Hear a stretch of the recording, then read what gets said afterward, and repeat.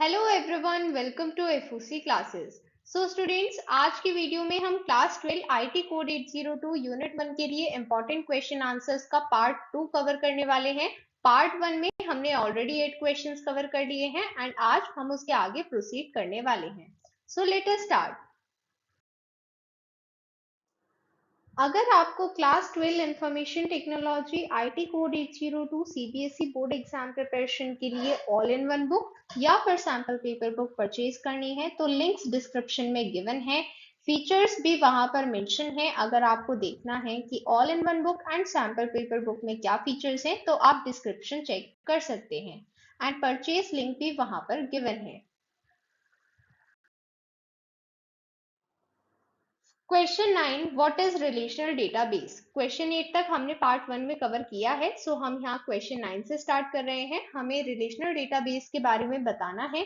सो देखिए, बहुत सारे टाइप्स के डेटाबेस होते हैं एंड यहाँ पर रिलेशनल डेटाबेस उन्हीं में से एक है।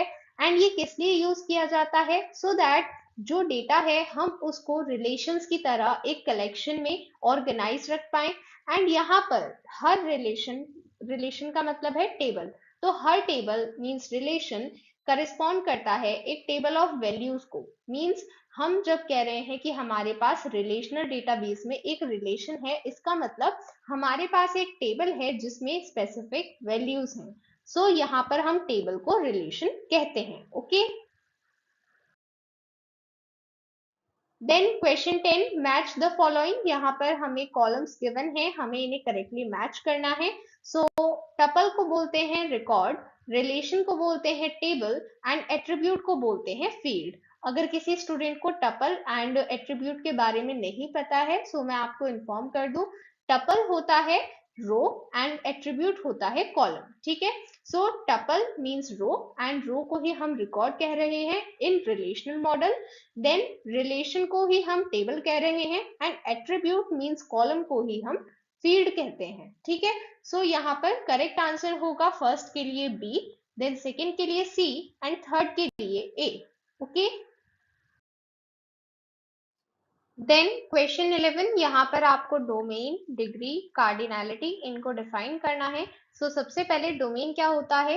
डोमेन मींस एक कॉलम में कौन से टाइप की डेटा वैल्यूज आ रही हैं वो सभी उनका डेटा टाइप। एंड अगर हम स्पेसिफिकली डेटा टाइप में बता रहे हैं एग्जैक्टली क्या वैल्यू हो सकती है, लाइक हमने स्पेसिफाई किया 4 डिजिट नंबर, तो मतलब कि वहां पर नंबर है मींस इंटीजर होगा एंड साथ ही वो सिर्फ 4 डिजिट होना चाहिए। तो ये डेटा टाइप जब हम किसी स्पेसिफिक कॉलम के लिए बता रहे हैं तब हम उसे कहेंगे कि वो डोमेन है एंड हर एक कॉलम की वैल्यू उसके डोमेन से ही आती है।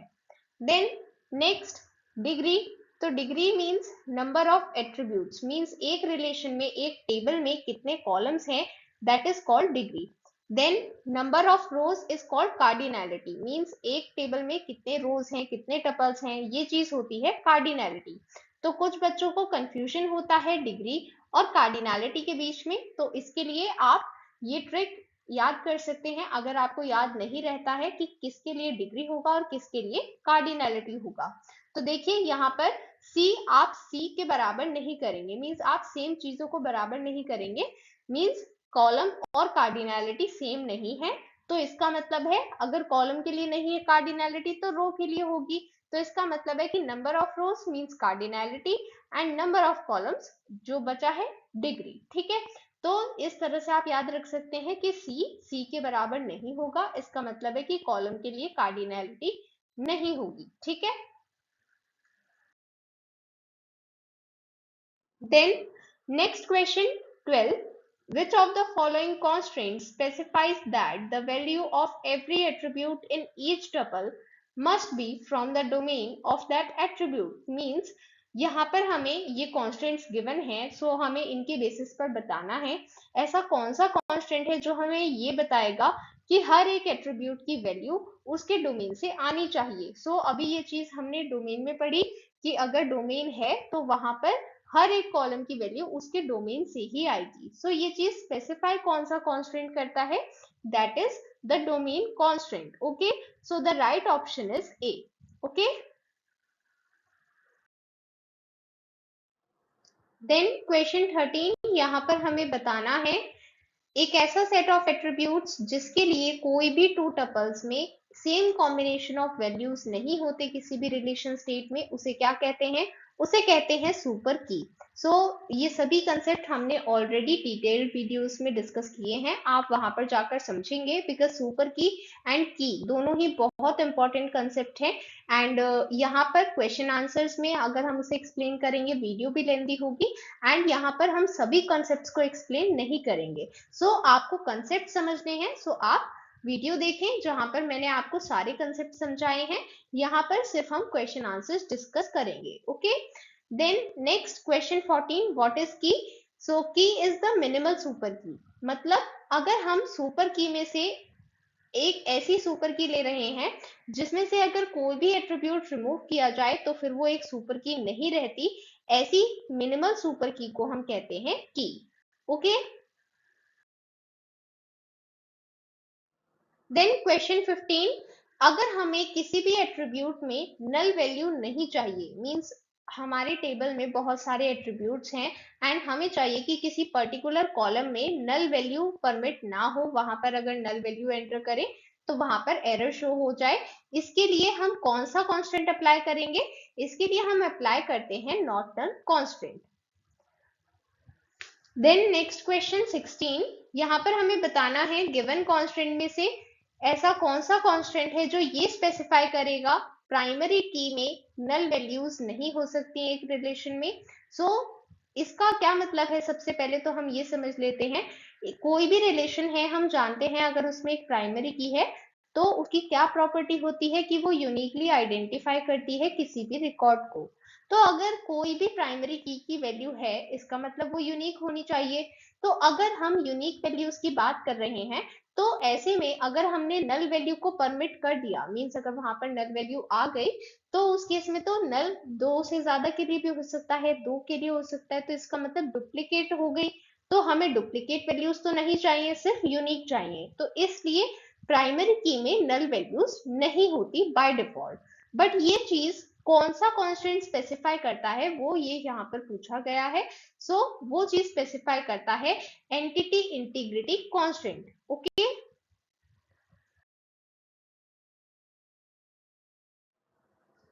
then next question, Ria wants to know the usage of null in MySQL. Help her choose in which of the following case null value cannot be assigned to the column admission number.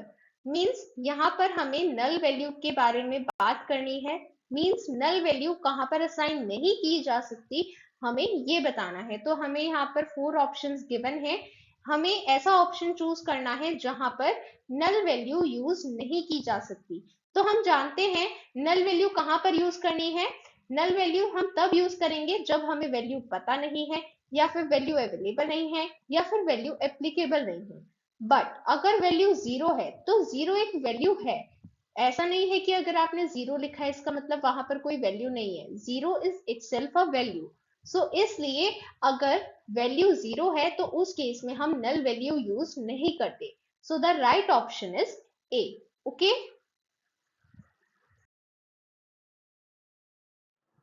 Then question 18, यहाँ पर हमें referential integrity constant को valid example के साथ discuss करना है and ये 3 marks का क्वेश्चन है। सो यहाँ पर आपको प्रॉपरली एक्सप्लेन भी करना है एंड एग्जांपल को भी प्रॉपरली मेंशन करना है। सो सबसे पहले हम यहाँ पर एक्सप्लेन कर रहे हैं रेफरेंशियल इंटीग्रिटी कांस्टेंट क्या होता है। सो रेफरेंशियल इंटीग्रिटी कांस्टेंट तब स्पेसिफाई किया जाता है जब हमें दो रिलेशंस के बीच कोई भी डेटा कंसिस्टेंट बनाना हो। मींस ये मेन पर्पस रहता है कि हम चेक कर पाए कि एक रिलेशन में जो डेटा एंटर किया जा रहा है वो कंसिस्टेंट है दूसरे रिलेशन के डेटा के साथ। सो यही चीज इंश्योर करने के लिए, दो रिलेशंस के बीच डेटा को कंसिस्टेंट बनाने के लिए हम यूज करते हैं रेफरेंशियल इंटीग्रिटी कांस्टेंट। ओके, सो यहाँ पर आपको दो बातें स्पेसिफिकली मेंशन करनी है। सबसे पहला, रेफरेंशियल इंटीग्रिटी कांस्टेंट एक रेफरेंसिंग रिलेशन से दूसरे रेफरेंस रिलेशन पर होल्ड करता है। कई बार ये सेम भी होता है, आप ये चीज मेंशन भी कर सकते हैं, अदरवाइज यहाँ पर एज सच रिक्वायरमेंट नहीं है बिकॉज हमसे सिर्फ रेफरेंशियल इंटीग्रिटी कांस्टेंट पूछा जा रहा है। And then second point, the value of foreign key either occurs as a value of primary key in some tuple of R2 और इज नल। इसका मतलब है कि फॉरेन की में जो भी वैल्यू होगी वो या तो प्राइमरी की वैल्यू होती है या फिर वो नल होती है। ठीक है, तो इसका मतलब है कि यहाँ पर हम बता रहे हैं कि फॉरेन की का क्या डोमेन है। तो डोमेन में क्या है, डोमेन में है प्राइमरी की वैल्यूज और नल वैल्यूज। ठीक है, तो ये दोनों चीज डोमेन में प्रेजेंट है फॉरेन की के लिए। ओके, अब हम डिस्कस करते हैं रेफरेंशियल इंटीग्रिटी कांस्टेंट के लिए एग्जांपल। तो यहाँ पर हमें क्योंकि रेफरेंशियल इंटीग्रिटी कांस्टेंट को डिफाइन करना है, उसका एग्जांपल देना है, तो हम यहाँ पर दो रिलेशंस के एग्जांपल्स देंगे, तभी हम इसको एक्सप्लेन कर पाएंगे। सो हमने सबसे पहले यहाँ पर एक रिलेशन बताया है डिपार्टमेंट, जिसमें यहाँ पर underline column means depth ID यहाँ की प्राइमरी की है, डिपार्टमेंट टेबल के लिए प्राइमरी की डेप्थ आईडी है। ओके, इसके बाद नेक्स्ट रिलेशन का नेम है टीचर, एंड यहाँ पर जो प्राइमरी की है वो है टीचर आईडी, बट क्योंकि हमने यहाँ पर एक फॉरेन की भी स्पेसिफाई की है डेप्थ आईडी, सो ये डेप्थ आईडी अल्टीमेटली किसको रेफर कर रही है, यहाँ पर dept ID of teacher relation refer कर रही है dept ID of department relation. So इसका मतलब है कि dept ID of teacher relation is foreign key and it is referencing the primary key of the table department. Okay, तो यहाँ पर हम क्या कहेंगे, रेफरेंशियल इंटीग्रिटी कांस्टेंट किस तरह से होल्ड करता है। So referential integrity constant holds from teacher relation to the department relation. ठीक है, सो यहाँ पर हम बता रहे हैं कि जो रेफरेंस रिलेशन है मींस जहां पर फॉरेन की प्रेजेंट है उससे, और ये कौन से रिलेशन पर होल्ड करता है ये constant, to the reference relation means यहाँ पर हमने किसको रेफरेंस किया है, यहाँ पर हमने रेफरेंस किया है department. Okay, so students that was all for today. इसके बाद नेक्स्ट क्वेश्चंस हम नेक्स्ट पार्ट में डिस्कस करेंगे, एंड अगर आपको ऑल इन वन बुक या फिर सैंपल पेपर बुक परचेज करनी है class 12 information technology IT code 802 CBSE board exam के लिए, तो लिंक डिस्क्रिप्शन में गिवन है।